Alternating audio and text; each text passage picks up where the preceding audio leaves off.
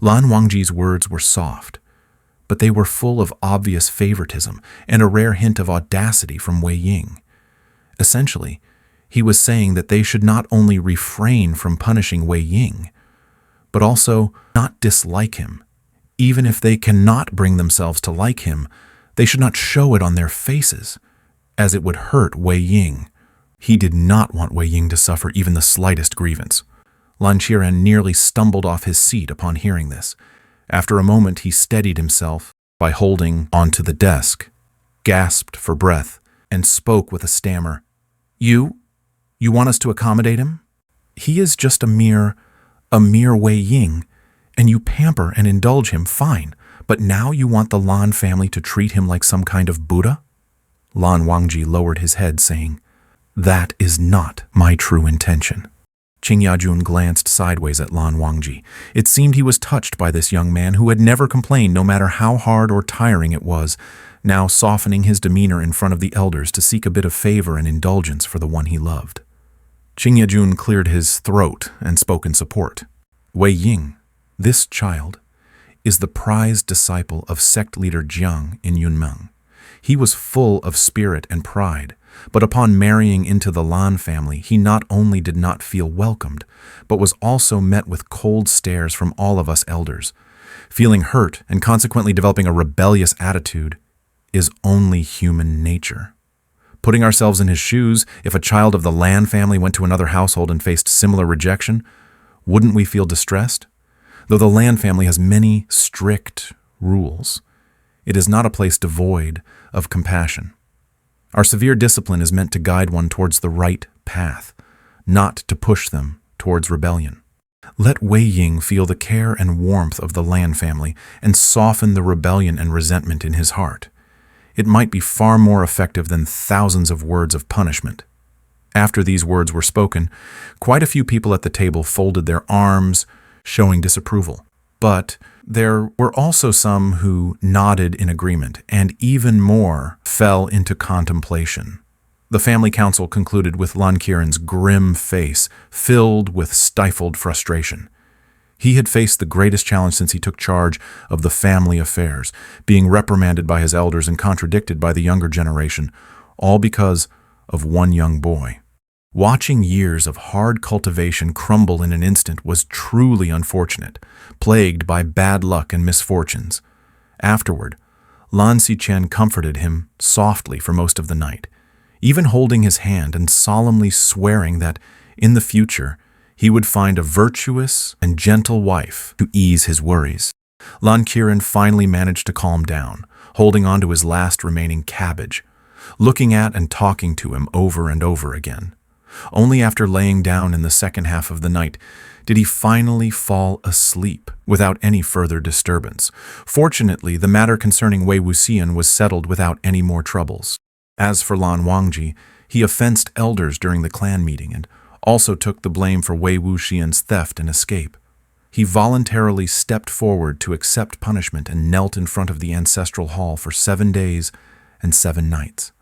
After Lan Qiren finished his lengthy speech, Wangxian fell into a prolonged silence. Lan Qiren said, Xian, we all understand Wangji's temperament, both the elders and myself. The impact his words had on us at the time is indescribable. It wasn't just him challenging the authority of the elders for your sake. Perhaps it is due to his nature, or the strict teachings of our uncle. Wangji has always been extremely single-minded, to an almost harsh extent. For him to take such actions, do you know how much of a change that represents for him? Wangxian was at a loss for words. However, in this matter, QingYa Jun's intervention also helped sway some of the elders who had no prejudice against you initially. Even those with deep-seated prejudices had different thoughts after a few words, so we can't say they were not affected. It's not just Wangji and you. The elders are also learning and growing. How to accept a child like you, Xian, who doesn't fit in with the Lan family, or how to accept a Wangji who has been changed by you. It would be false to say that the elders have no criticisms about Wangji, but they love Wangji, and even if it is just out of love for him, they will try to accept you again, and Wangji's affections for you. Sighing deeply, Lan Qiren said, I think there's no need for me to say more. Wei Wuxian kept his head down, his lips trying to move, but in the end, he didn't speak. Lan Qiren glanced at him and, sensing what he was thinking, said, "Speaking of Wangji's temperament, there was a funny incident when he was a child. Would you like to listen to it, Xian?" "Yes." Wei Wuxian lifted his head and met Lan Qiren's knowing smile. Suddenly, he felt a sharp pain in his toe. Looking down, he saw a giant turtle trying to bite his sock. He tossed it back into the porcelain bowl and said, "Zewu Jun, please go on." When the two brothers were about 5 or 6 years old, one day, QingYa Jun bought a few small goldfish from the market and kept them in a large tank. The goldfish were only tiny, and among them 2 were particularly weak and pitiful. During feeding, they were often outcompeted by the other small fish, left watching but unable to eat. There were 2 small goldfish and 2 young children. QingYa Jun then scooped the 2 small goldfish out and kept them separately in 2 small tanks. He assigned one to Lan Qiren and the other to Lan Wangji, asking the brothers to take care of them. Lan Wangji curiously pinched the round fish food and asked what it was made of. QingYa Jun told him that the food was made from several types of larvae and dried krill, ground and compressed into pellets. The person selling the goldfish said that each fish only needed to be fed 3 pellets. QingYa Jun placed the fish tanks in the outer courtyard of Longdan House, which was filled with purple flowers. The intention behind this arrangement was clear. During this caretaking period, the brothers would run to their mother's place every day for feeding. Normally, the children would only have the chance to see their mother once a month, and even if they fed the fish outside, she couldn't step out of the house to talk to them.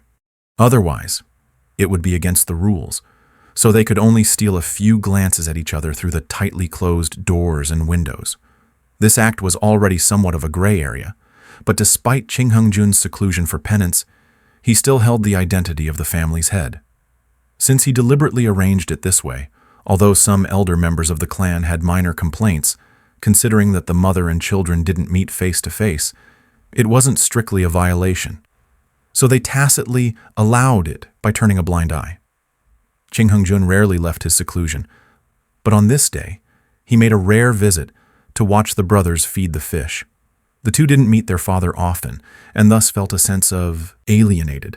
As they opened the feed bag under QingYa Jun's watchful eyes, they were somewhat anxious and uneasy. Lan Wangji dutifully placed 3 pellets of fish food into the small tank, while Lan Qiren placed 4. QingYa Jun first asked Lan Wangji why he fed the fish 3 pellets. Lan Wangji, seemingly perplexed, answered matter-of-factly, "The fish seller said 3 pellets, so it's 3 pellets." When he questioned Lan Qiren responded slightly uneasily, "These 2 small fish are smaller than the others, so they get bullied. If we feed them a bit more, they can grow faster and bigger. When they are put back into the big tank, they won't be bullied anymore." QingYa Jun smiled and nodded. Seeing that their father did not reprimand him, Lan Qiren smiled joyfully. Lan Wangji thought for a moment, then shook his head and said earnestly, "The family rules state that one must not eat more than 3 bowls. Brother has already violated the previous rule." The children were strictly taught by Lan Qiren every day, and they feared being caught violating family rules. Hearing Lan Wangji's reasoned argument, Lan Qiren seemed a bit uneasy. However, reassured by his father's comforting gaze, he lifted his innocent face and earnestly defended himself. The family rule that one must not eat more than 3 bowls is meant to teach that everything should be done in moderation, and this includes eating. One should not overeat.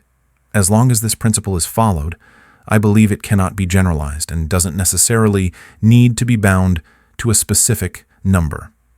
For this little fish, it is naturally weak and needs to eat more to grow. Therefore, 4 bowls are not excessive, but rather just right. Lan Wangji, unwilling to accept this reasoning, shook his head and said, "Elder brother, your words are mistaken. Rules are rules. 3 bowls mean 3 bowls, and 3 doses mean 3 doses, neither one more nor one less.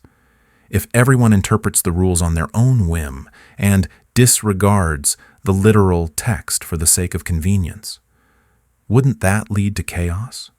then what would be the point of having rules? The family precepts are written in such a way for a reason. Each word carries significant weight and must not be altered.